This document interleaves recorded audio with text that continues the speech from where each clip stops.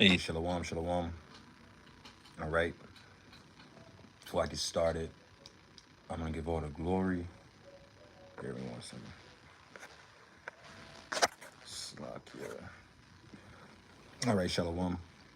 Like I said, before I get started, I'm gonna give all the glory and honor to Yahweh, Bahashim, Yahweh Shai, Bahashim, Rakakodash.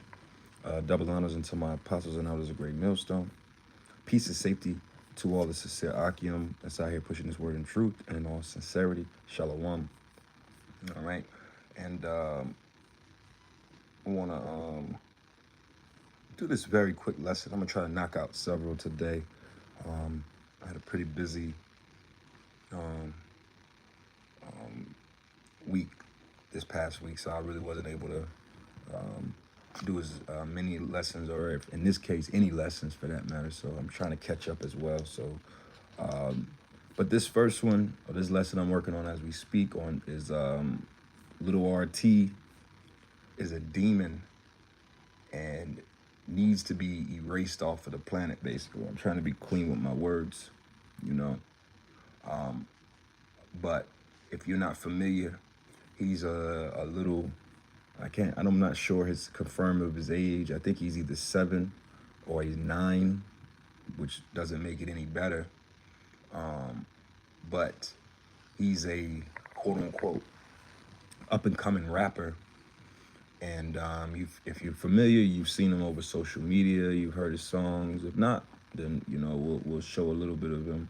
But we're going to go into the scriptures and also show you why I make that statement that this guy's a demon. And, you know, this is why the Lord is going to judge our people with swift, raw judgment. All right, from the top to the bottom, from the young to the old, the men and the women, which we're going to get into, it's not just because the Lord is looking to just crack heads. All right, the Lord is just. All right, the Lord is just in his reasonings for coming down as hard as he is going to come down on our people. All right, so let's start with a scripture. Like I said, we don't make this too long. But the first scripture I want to get is Ezekiel 9:4. And it reads, "And the Lord, Yahweh Shem Yahushai, said unto him, Go through the midst of the city, through the midst of Jerusalem, and set a mark upon the forehead of the men that sigh and that cry for all the abominations that be done thereof." And that's who's sighing and crying about stuff like this. All right, starting with the men of the Lord. All right, the men of the Lord are sighing and crying for all the abominations that are being done, whether it be from the men of our nation, the women of our nation, and in this case, the children of our nation. This is an abomination. All right, and the same thing goes for other nations as well. We're the ones that are crying out to the Lord, whether we do it on videos, whether we do it on the highways and byways, whether we do it in our prayers, whether we do it in our spirit. We're the ones that's complaining, because see, a character as such, this little RT guy, is getting a lot of attention, a lot of praise, a lot of praise, really. You know, people are blowing him up when this is shameful. I don't care if I know him personally or not, or you know him personally or not. This is shameful, and this type of stuff should it needs to be put out of Israel. All right, but see, we live in a society. Matter of fact, let's get another scripture. Bear with me 1 second. This is the problem with our society. And when I say society, I'm speaking of our people, Israel, you Negroes, Latinos, and Native Americans. This is the problem of our people. Let me see if I can find it. Where is it at?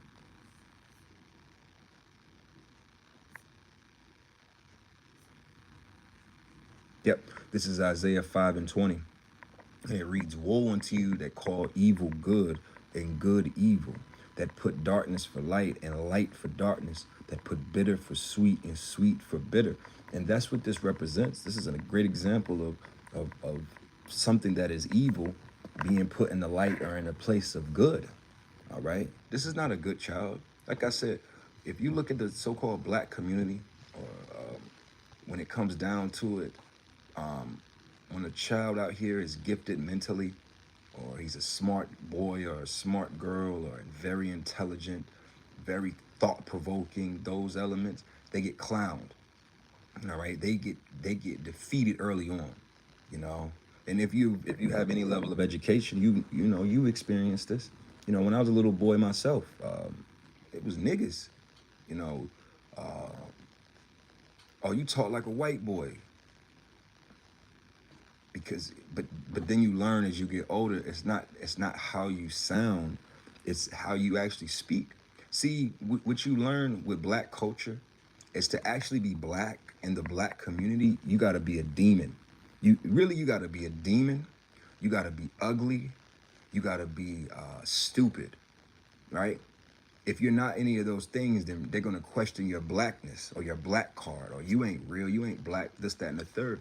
So with this little demon, people are praising him. They think it's cute, they think it's funny, they think it's something to be promoted, instead of calling it for what it is. It's evil, it's wicked, it's an abomination. All right, so I'm gonna read this again. Isaiah 5:20. It says, woe unto them that call evil good. Right. RT, the Sexy Reds, the Sukihanas, the NBA Young Boys, the Dirks, the King Von, you name it. All right. These ball players, you name it. They call them good when they're actually evil. And evil good. And us, oh, you're evil. You guys are pedophiles, you're rapists, you're this, you're that. You throw anything negative on us as you can. Mind you, these are the same people that'll go to bat and will fight to the end in their own lives in the name of standing up for these R. Kellys of the world and these different characters out here that are probably about to be released on an Epstein list. You understand? And that put darkness for light. Right. Most of the majority of the reason when you're around niggas enough, you learn that the reason why niggas don't call out evil is because they hope that one day they could be in position, and they don't want to talk down on it. So niggas will never talk down about their favorite rapper because they hope one day, they lust for the status, the notoriety, the positioning. So that's them putting darkness for light. And then when it comes to the word of the Bible, this is darkness to them. Keeping the law, statutes, and commandments. This is darkness, prophecy, darkness. Anything dealing with the Bible and the culture that the Lord created for his people, that's darkness. All right? And that put bitter for sweet and sweet for bitter. All right? So let's go back to this Ezekiel 9:5. And it says, and to the others, the ones that aren't complaining, the ones that go along with the get along, the ones that are calling evil good, go ye after them through the city and smite, and let not your eyes spare, neither have ye pity. Slay utterly old and young, both maids and little children and women, but come not near any man whom is the mark, that spiritual mark, the men, starting with the men that are signed, but as well as them, the women, the few women. All right, you have, because to be a woman that's in a continual complaining state of this place, that's a rarity. All right, now, even you women that are so-called know about being a Hebrew and being the so-called the world and everything, you still have this affinity towards the world. All right, so you're not necessarily not as, like I said, the complaining is really coming from men, because the curses is mainly on the men. Okay, but it says slay utterly old and young, both maids and little children and women. Slay. All right, let's look up that word slay. What does it mean to slay? Sorry,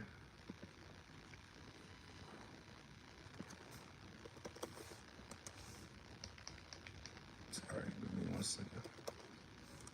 Let's see what it means to slay.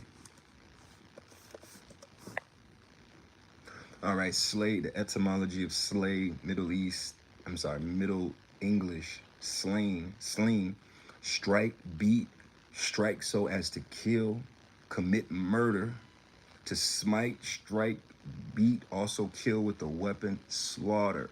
That's what the Lord is calling for men, women, and little children. And this little demon, he fits right underneath that as well. All right, so let's Let me see if I'm gonna play a little something. I don't want to get no strikes, but let's just see if this is energy of which you think is comely of a child.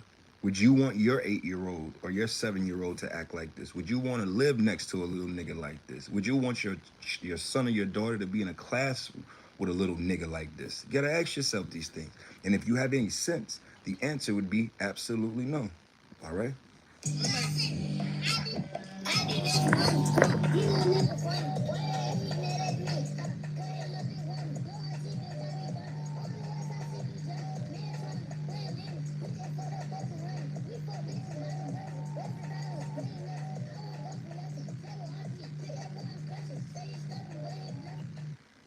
Like,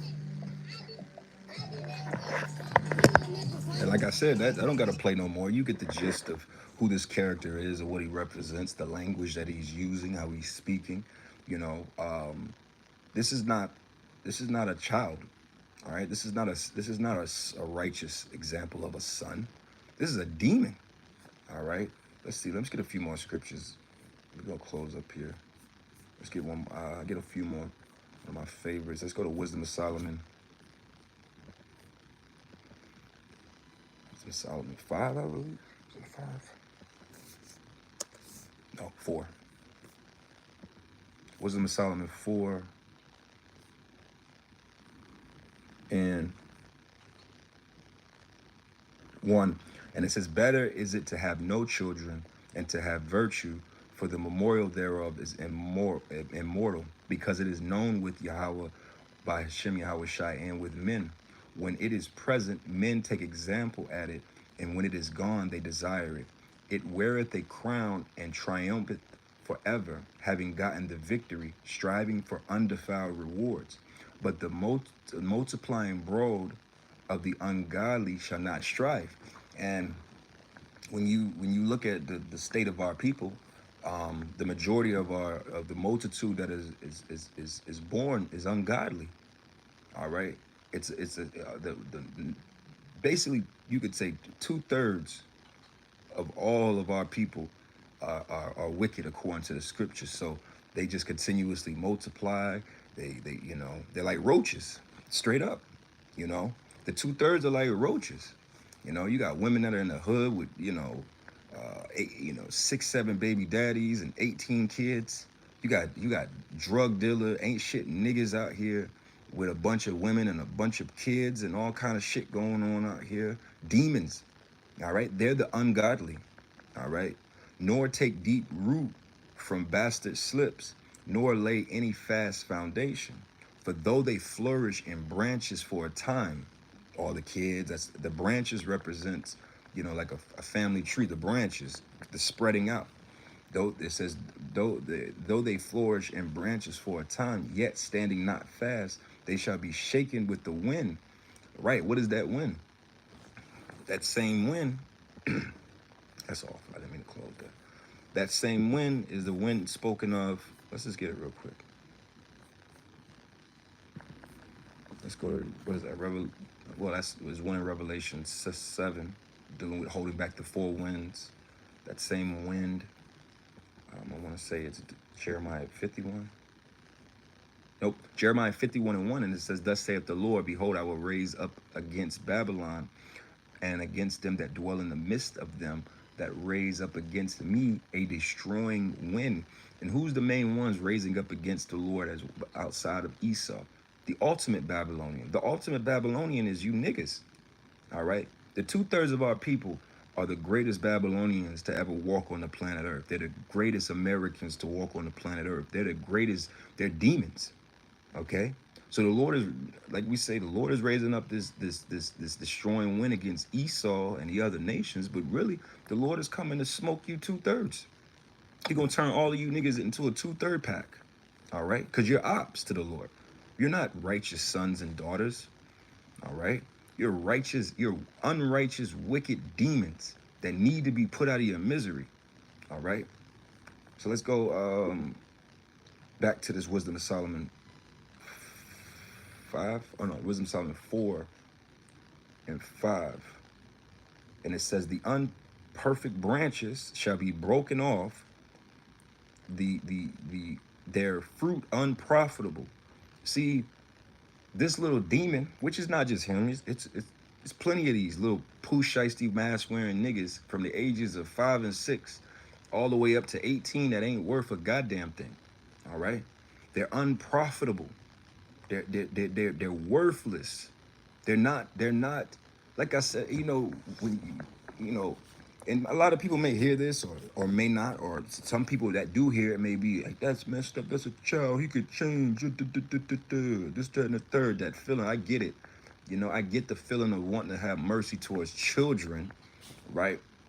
But the reality of it all is that a little nigga like this, you let him get, let's just say let's just say he's 8, right? And he's acting and talking and walking just like this at 8 years old already. Give him 10 more years, he'd be 18. You think he's gonna get better and become a Rhodes Scholar and go to college or go get his education and become a carpenter or become a doctor or a lawyer? He gonna be a bigger, better, stronger, faster demon than he already is. He gonna be more skilled in the act of in the position of being a demon.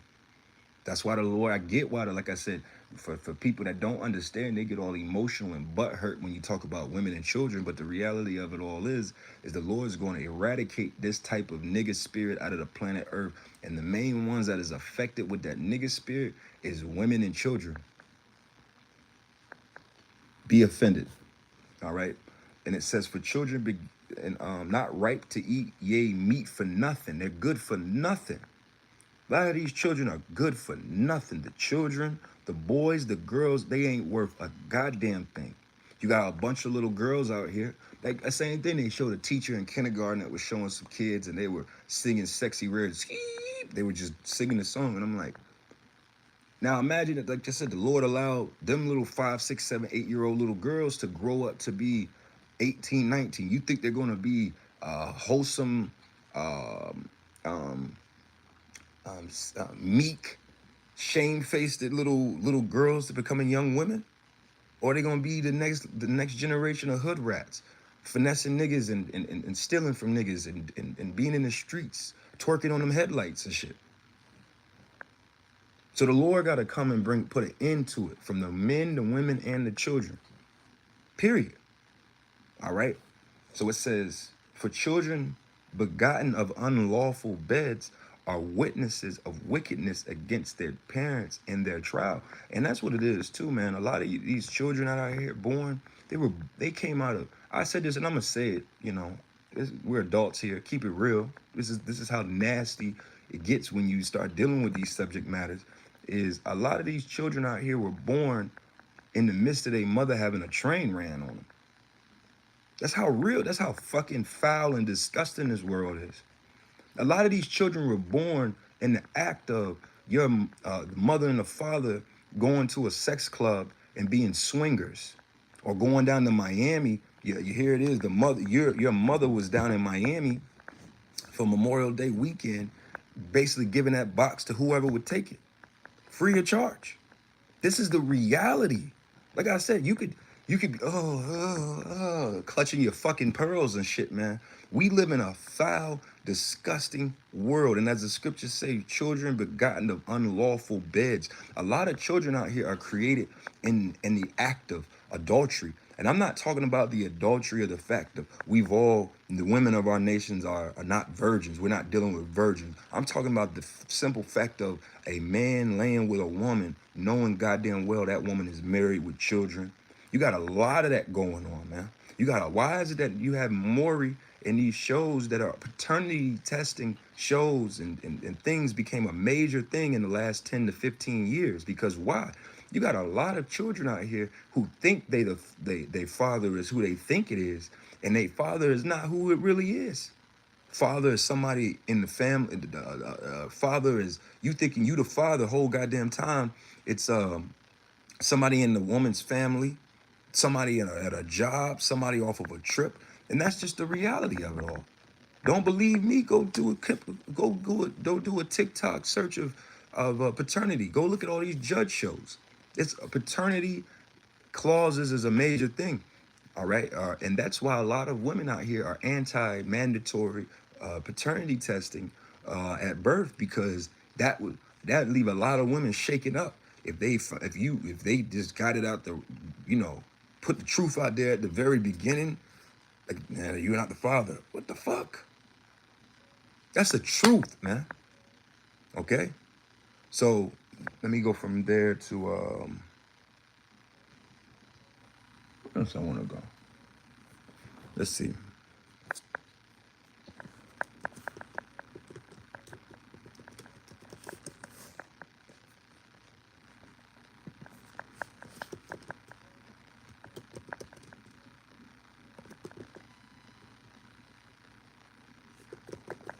I'm looking for something. If not,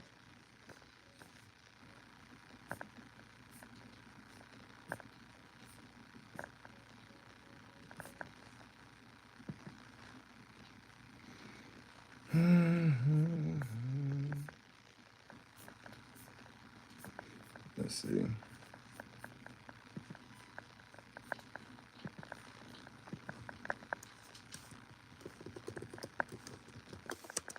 Let's see.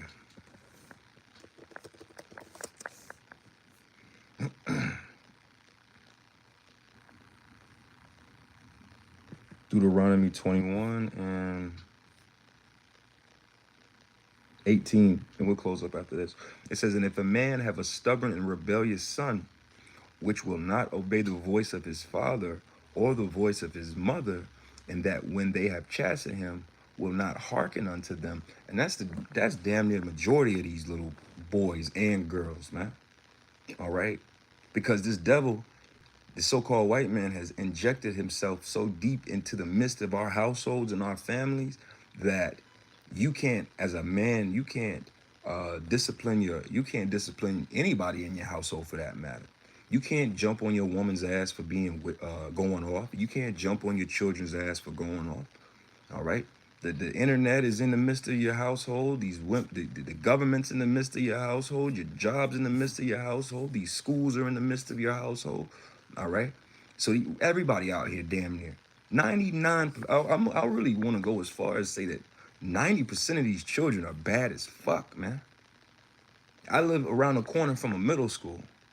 Hell, I could talk about the elementary school, but I live around the corner from a middle school, and I remember one day I was driving through the crosswalk, and I'm letting the little niggas, you thinking they children, they not, they niggas, little nigglets walk across the street, and they got fucking Pooh Shiesty mask on, and I'm like, I gotta stop to let these little gremlins walk across the street. That's what time it is. And they probably in somebody's house, somebody's grandma house, somebody's mama house, somebody's daddy house, somebody's house, not fucking listening, not doing what they supposed to be doing, ever. All right. You had this little boy, two boys, I want to say last year or the year before, here in Atlanta. It was on Thanksgiving night, and they were out and about. That's why they had to put a curfew out here. Was out at Atlantic Station and ended up getting into a fight and ended up getting shot and had his noodles on the street. Little 14 and 16-year-old, right? And the mom on the TV, I tried it, da da da da. And I'm like, well, it looks like the Lord put got that little nigga out of your house. She was speaking about the fact of struggling to keep discipline on him. So the Lord intervened and tapped that noodle. All right. And he's back in the spirit world where the fuck he's supposed to be at, because he wasn't going to get it right down here. All right. He wasn't going to turn into a prophet of the Lord and start teaching. Come on, man. All right. Now it says, verse 19, and it says, and then shall the father and his mother lay hold on him, basically arrest his ass, basically throw his ass in a fucking bag and drag him to the city, man. Let's look up, what does that mean? Let's just see what it says right there in the blue letter. Is that Deuteronomy?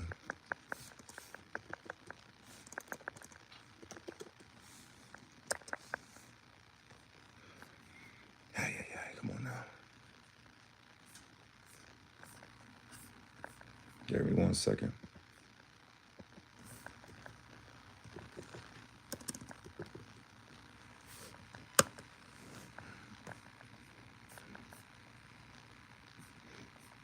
Let's see what it says for lay hold on.